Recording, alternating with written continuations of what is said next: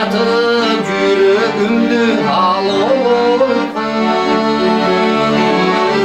Sen benim yaşlı calancılarımsın.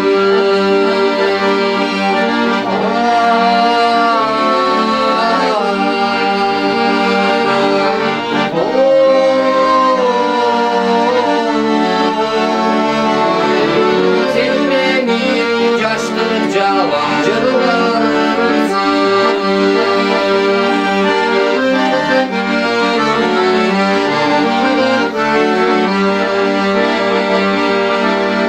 Sen benim gökdenizim çaldıkça üstünde ak oynap çarda uçlar.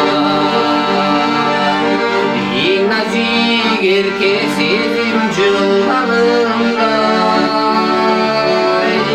Sen benim nazik calancılarımsın.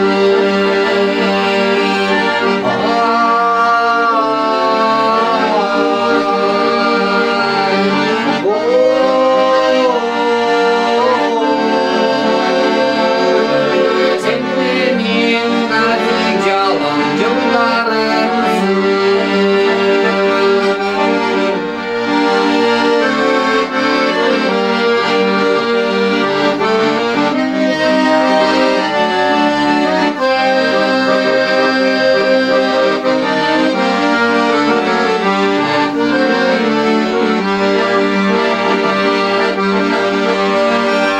Sen benim hak ettiğim kanatlar.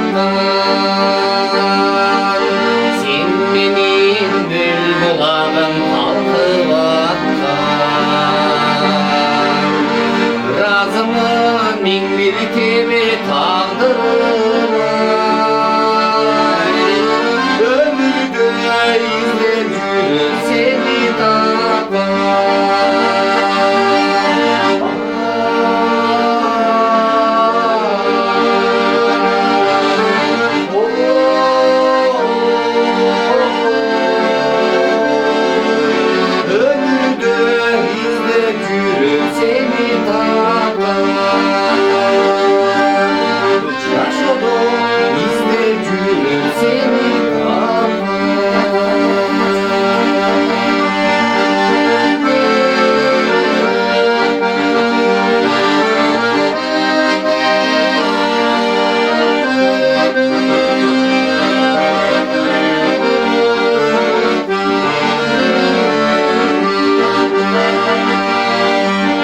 Sen benim yazılmayan hırlarımsın.